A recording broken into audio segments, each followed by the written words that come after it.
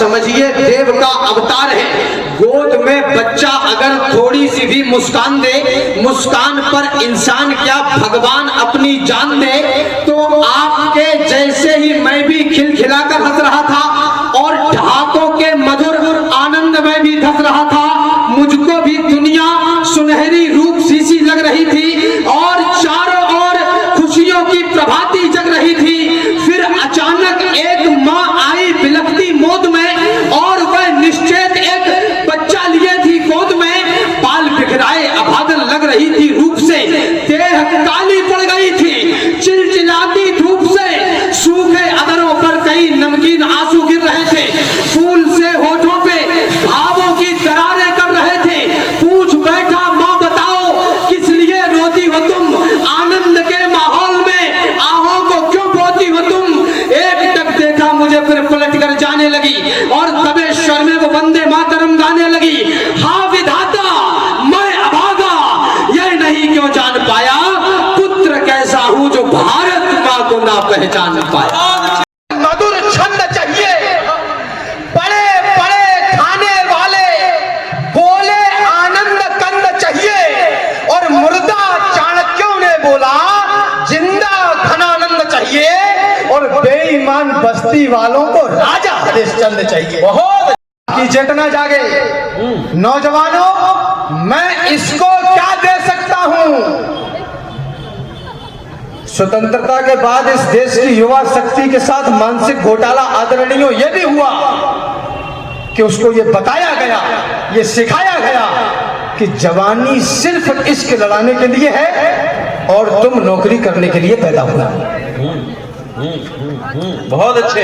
अब वो सड़कों पर, रेलों में, मॉलों में, ठेलों में आग लगाने को तैयार है और छाती पीट कर कह रहा है कि हम नौकर बनना चाहते हैं, हमें नौकर बनाइए। एक नहीं, दो नहीं, 100 नहीं, बार बार हर बार कहे और देश के द्रोही को धिक्कार कहे, प्रतिकार कहे, इस वसुधा को कहे स्वर्ग और स्वर्ग भरा संसार कहे। वह देश धन्य है जिसका राजा खुद को चौकीदार कहे। बहुत अच्छे, वाह वाह वाह वाह। ये विचार बड़ा है। 75-76 वर्षों बाद किसी ने कहा कि हम यहीं पैदा करेंगे, यहीं कमाएंगे, लोकल और वोकल यहीं करेंगे, जो करना यहीं करेंगे। गुलामी के पुराने दाग अब धोने लगे हैं हम, तरक्की की नई उम्मीद भी होने लगे हैं हम। नया मंदिर, नई संसद, नया कश्मीर भारत है, इसे तुम गौर से देखो। नई तस्वीर भारत है, बड़े आराम से पाया है यह आयाम भारत ने। वो देखो चंद्रमा पर लिख दिया है राम भाई है। वह भारत है जो कहता है कि हम अपने दम पर हों। सड़कों पर जलने मरने को तैयार है। 35, 25, 30 वर्ष का हो गया है, उससे पूछोगे क्या कर रहे हो तो वो कहता है हम तैयारी कर रहे हैं। अरे 2-3 बार ट्राई कर लो, छाती पे मत लदो। अगर 1-2 बार में निकल रहा है तो ठीक है, नहीं कम से कम ये भीड़ तो मत बढ़ाओ, कुछ तो करो। इस देश के प्रधानमंत्री ने कहा कि पकोड़ा बेचना भी रोजगार है, तो इस देश के बुद्ध जी भी बोले क्या कि वो तो हमें बेच रहे हैं कि तुम पकोड़ा बेचो। तो मैंने उनसे कहा आप पढ़े लिखे हैं, मंच समर्थन करें। आप पढ़े लिखे हैं और आप बेरोजगार हैं तो मुझे आपकी शिक्षा पर संदेह है। भारत है गगन में जो गरजता है, नया राफेल भारत है। वे कहते थे क्या जाने ज्ञान पत्थर पूजने वाले, भला विज्ञान क्या समझे पहेली बूझने वाले। ये इनके राम, इनके कृष्ण, सीता और राधा माँ पूजते फिर रहे हैं रोज माटी की नई प्रतिमा। उन्हें गुरुमंत्र देकर कर दिया मुंहबंद बाबा ने, उन्हें माला थमा दी एक प्रेमानंद बाबा ने। वाह वाह वाह वाह। बहुत। और आदरणीय बागेश्वर धाम, आदरणीय प्रेमानंद जी, तमाम संत श्रोमणी, तमाम कथावाचक इतनी मुखरता से काम कर रहे हैं। आपकी चेतना जागे।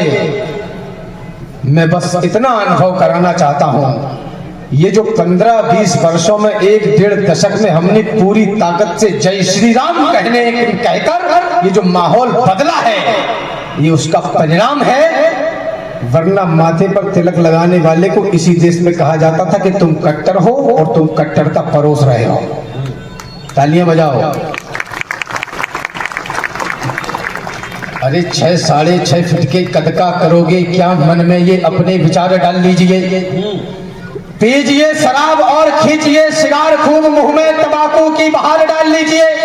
लीजिएगा मौज और अपने गले में आप सुंदरी के बाहों का हार डाल लीजिए, किंतु रामद्रोहियों को देख के ना फड़फड़ाए तो ऐसी भुजाओं का अचार बहुत अच्छे, वाह क्या बात है, अद्भुत। अब ये लीपा पोती बंद करो। हिंदू मुस्लिम सिख ईसाई चौका एक करो मेरे भाई। अब ये लीपा पोती बंद करो। मैंने बंद कर दी। अब मैं एक काम करता हूं, या तो लीपा लीपा या फिर पोती पोती। अब ये दोनों काम एक साथ नहीं चलेंगे। माफ करना, हमारे यहाँ कहावत है, अम्मा मीठी दद्दा मीठी तो सरगे को जाए।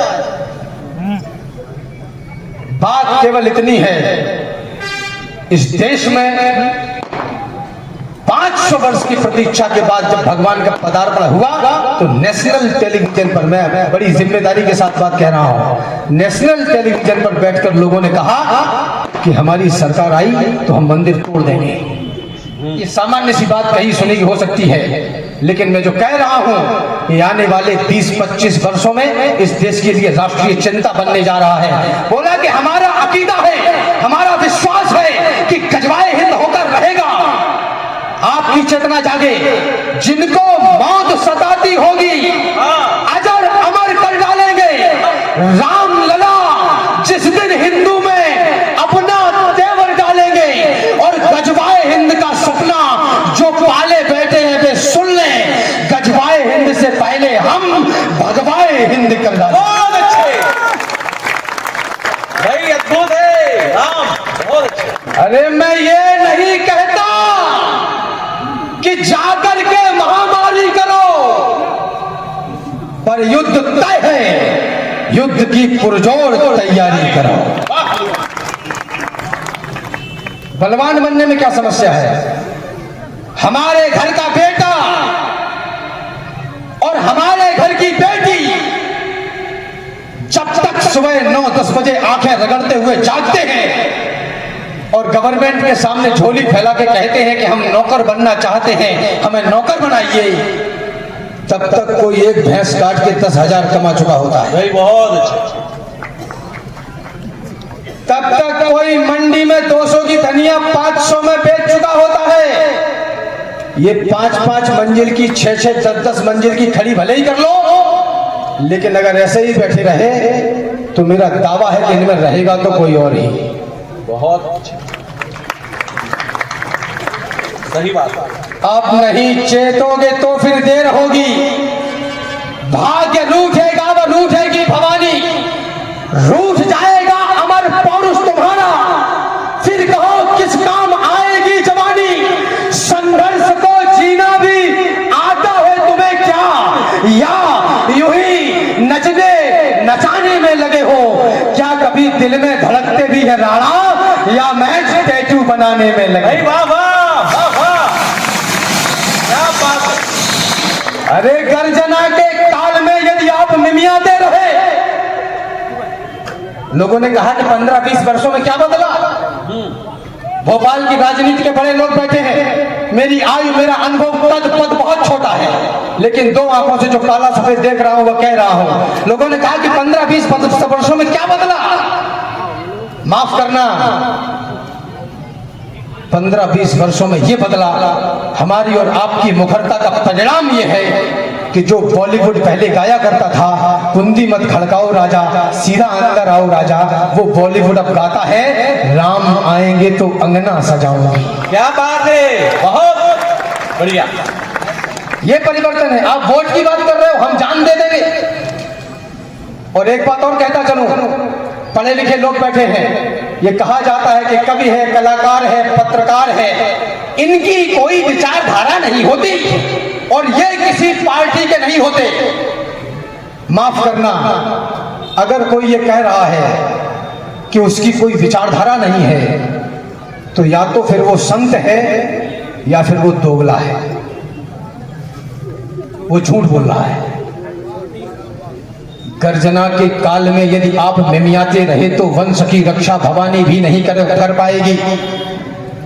गर्जना के काल में यदि आप मिमियाते रहे तो वंश की रक्षा भवानी भी नहीं कर पाएगी, और नाच गाने पर ठुमकती ही रही जो जवानी कुछ भी कहे इस देश को धानी नहीं कर पाएगी। क्या बात, वाह वाह वाह वाह। यदि हो असहाय और तलवार ना उठा सके तो माता सीता की तरह तिनका तो उठाएं हम। यदि हो असहाय तलवार ना उठा सके तो माता सीता की तरह तिनका तो उठाएं हम। खुद को ना जलाएं ना गलाएं ना खपाएं, किंतु जो लड़े हैं उनकी शूरवीरता तो गाएं हम। और देश की तरक्की में हाथ ना बता सके तो खुद को इस देश का कलंक ना बनाए हम। महल अटारियां बनाए ना बनाए, किंतु अपनी औलाद को तो शेरशाह बनाए हम। केवल इतना तो करे। अभी बिहार में बहुमत आया, खूब पेट में दर्द उठ रहा है। मंच का विशेष ध्यान चाहता हूं, 10 सेकंड आपके ले रहा हूं, आपको आनंद आएगा। और आदरणीय मंत्री जी जब मंच पर आए और उन्होंने कहा कि डिस्टर्बेंस हुआ तो उन्होंने वहीं से मुझे सॉरी बोला। मैं आपसे कुछ मांगना चाहता हूं, और पूरे मंच पर भोपाल की जितनी राजनीतिक श्रृंखला के बड़े लोग नेतृत्व करने वाले बैठे हैं, आप सबसे मांगना चाहता हूं। और वह बात यह है कि भगवान राम, भैया लक्ष्मण और माता जानकी वनगमन कर गए तो भरत जी पीछे पीछे गए और बोले कि भगवान पिताजी नहीं रहे हैं, चलिए और राजपाट संभालिए। राम जी ने भरत जी को खड़ाऊ दे दी, भरत जी ने खड़ाऊ ला के सिंहासन पर रख दी।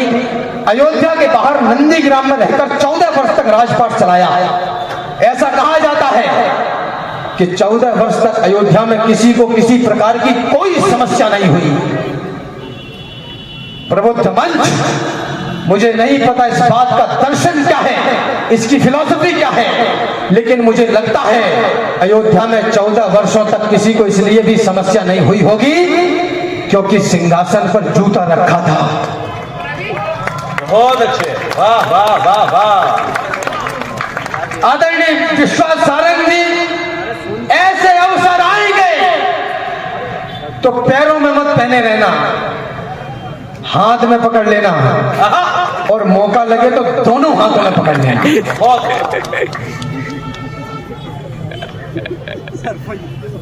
ये सच है कि दुनिया में पैरोकार शांति की होंगे, लेकिन कुछ किरदार वीरता और क्रांति की होंगे। कुछ होंगे जो खिले हुए फूलों की बात करेंगे, कुछ फूलों के रक्षा में शूलों की बात करेंगे, कुछ बसंत के मौसम वाले गीत कहेंगे प्यारे, कुछ पतझड़ से भी लाएंगे चुनकर फूल हजारे। यही नियम है, यही सत्य है, यही प्रकृति का पथ है। सावन है तो सूखा भी है, विधि की यही शपथ है। अगर समंदर है तो रेगिस्तान यहीं पर होगा, अगर बस्तियां हैं तो फिर शमशान यहीं पर होगा। जहां उजाला होगा वहां अंधेरा भी आएगा। जो जन्मा है उसे एक काल एक रोज चबा जाएगा। जहां हजारों मित्र मिलेंगे वहां शत्रु भी होंगे, और श्वेत सूर्य के साथ साथ काले नक्षत्र भी होंगे। अद्भुत है, बेहतरीन। कहने का तात्पर्य कि दुनिया प्रेम नहीं खो सकती।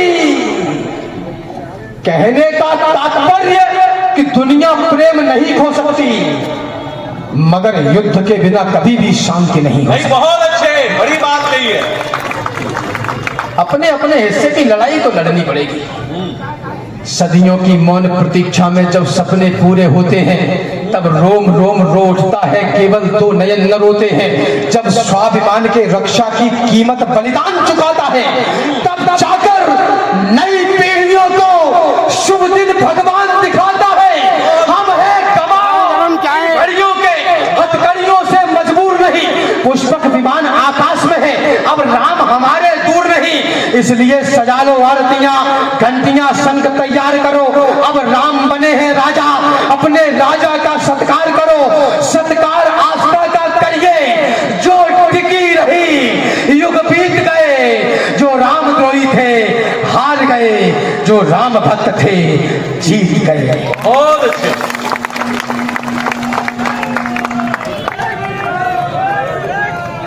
तबीयत से बोलना जय श्री राम, और डरना किसी के बाप से नहीं, क्योंकि हमारे पुरखों ने हमें बताया है, संकट कटाई मिटाई सब पीरा, जो सुमिरै हनुमत बलबीरा। बजरंग रंग रम जाय रमे, बजरंग कबू थामे न थमे, बजरंग चले हौले हौले, धरती कांपे दिग्गज डोले। बजरंग राम के अनुयायी, आशीष करे सीता माई, यह रामदूत अपराजित है, सीने में राम विराजित है। जय कहो दुष्ट के हंता की, शंकर समान भगवंता की। जब भजन करे तब साधु है, संकट काटे तब जादू है। मारे छलांग सागर के पार, मन में लेकर करुणा अवतार। श्री रामचंद्र भगवान की जय, बजरंग वीर हनुमान की जय।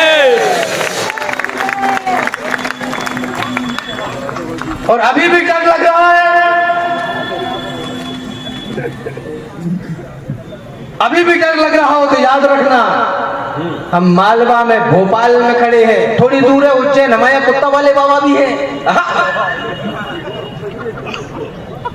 ओम ऐं ह्रीं हन हनत हनत पच पच ग्रहण ग्रहण मारय मारय मर्दय मर्दय मोहय मोहय ह्रीं ह्रीं ह्रूं भट्ट स्वाहा।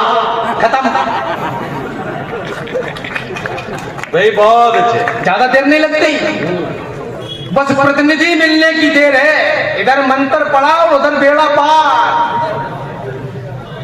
विश्व की राजनीति में बड़ी बात कह रहा हूं, पूरे विश्व की राजनीति में ऐसा पटकता पलट तो होते रहते हैं, हुए होंगे, कई देशों में हुए होंगे। पूरे विश्व की राजनीति के इतिहास में पहली बार ऐसा हुआ कि विश्व की सबसे बड़ी लोकतांत्रिक व्यवस्था का पूरा विपक्ष इकट्ठा हुआ और एक व्यक्ति के खिलाफ बोला कि हमारा संगठन नहीं बन रहा है। आप कल्पना करेंगे कि हमारा संगठन नहीं बन रहा है। तो मैंने उनसे कहा, मंच माफ करे और मुझे भाषा की मर्यादा का ज्ञान न दे, क्योंकि जब कोई छाती पे ही चढ़ जाए तो क्या करेंगे। बोले कि हमारा संगठन नहीं बन रहा है। तो मैंने कहा, संगठन बनाने और चलाने के लिए एसी कमरे में बैठकर अंग्रेजी बोलने से संगठन बनते और चलते नहीं है। संगठन बनाने और चलाने के लिए घर द्वार परिवार छोड़कर, कुर्ता पाजामा पहनकर, सर्दी गर्मी बसंत बरखा में रात में 3:30 बजे जगकर, ठंडे पानी से नहाकर, ध्वज लगाकर और छाती पर हाथ रख के कहना पड़ता है, नमस्ते सदा वत्सले मातरम। बहुत अच्छे। वाह वाह वाह। तब संगठन बनते और चलते हैं।